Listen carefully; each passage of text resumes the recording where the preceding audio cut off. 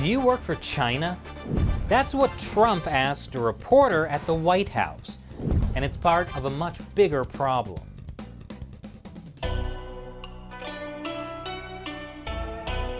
This is China Uncensored. I'm Chris Chappell. Well, for better or worse, President Trump sure knows how to thrust hot-button issues into the spotlight. At a recent White House coronavirus press conference, Trump threw down with this journalist. Only last week, there were multiple flights coming from China full of medical supplies. Yes. Companies like Huawei and Alibaba has been donating to the United States People I know very well. 1.5 million N95 masks and also a lot of medical gloves and much more medical supplies. Sounds like a statement more than a question. And Chinese Ambassador Cui Tiankai last night wrote an op-ed on New York Times calling to cooperation with the United States. So are you personally working directly with China? We just signed a trade deal. Also fighting with the It's virus. the biggest deal probably ever made.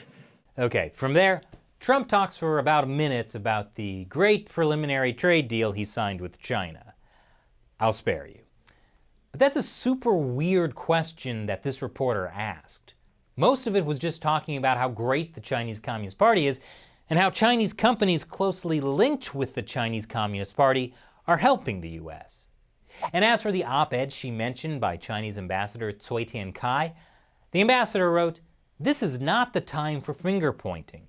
This is a time for solidarity, collaboration, and mutual support." Of course he's saying he doesn't want finger-pointing. That's because the Chinese Communist Party is to blame for the coronavirus. That's like saying, hey, I lit your house on fire, but now we're both trapped inside, so please don't point your finger at me. As for the medical supplies donated by Chinese companies, please keep in mind that Chinese state-run Xinhua has said China can withhold medical supplies to, quote, throw America into the mighty sea of the coronavirus. Speaking of state-run media, back to Trump and the reporter. I hope they're going to honor the deal. We'll find with out. China, are you cooperating with I don't China? know. Who are you working for, China? I You work know, for I'm China or are working you with a for Hong newspaper? Kong. Who are you with? Hong Kong Phoenix TV. Who owns that, China? Is it owned by based in China? Hong Kong. No, is it owned by the state? No, it's not. It's a private-owned company. Okay, good. Okay. Wow! I've never seen anything like that at a White House briefing before. Now, some people were upset at Trump. I know you're shocked. But it turns out Hong Kong Phoenix TV isn't quite the private company that the reporter says it is. This 2017 report from Freedom House says Phoenix TV is owned by a former military officer, Liu Changle, with close ties to Beijing officials. Their coverage is typically favorable to the CCP, and it has been used as an outlet for airing televised confessions by various detained CCP critics, most notably all 5 Hong Kong booksellers abducted by Chinese security forces in late 2015. So it shouldn't surprise you that CCTV, China Central Television, reportedly holds a 10% stake in Phoenix. In 2018, a former Phoenix TV news director testified to the FCC that it's essentially controlled by the propaganda department and has a directive not to report positively on the United States. He said, "I know from personal experience that Phoenix TV's content is subject to the dictates of the leadership of the Central Communist Propaganda Department, Central Communist Overseas Propaganda Office, and the Ministry of Foreign Affairs, which often directly sent instructions to Phoenix Satellite TV." Which is why the Hoover Institute calls it a semi-official Chinese media outlet. So you might be wondering, why does a reporter for a basically Chinese Communist Party-controlled media have access to the U.S. President and White House briefings? After all, American journalists are not allowed to ask questions directly to China's leader. Neither would Chinese state-run media ever publish an op-ed from the American ambassador. Well, that's because the U.S. has freedom of the press, but China does not. But the Communist Party takes advantage of America's freedoms to undermine America's freedoms. Chinese state-run media, or so-called private media like Phoenix TV that are still state-controlled, are treated the same as any other media outlet in the United States. But the CCP virus has put the Chinese Communist Party's influence on the United States in the spotlight, which they hate. The whole reason New York City has become a ghost town, for instance, is because the Communist Party covered up the virus. And the CCP virus also put Chinese state-run media operating in the United States in the spotlight as well. At the beginning of March, the Trump administration put new restrictions on Chinese state-run media operating in the U.S., specifically the official state-run media like Xinhua, not outlets like Phoenix TV.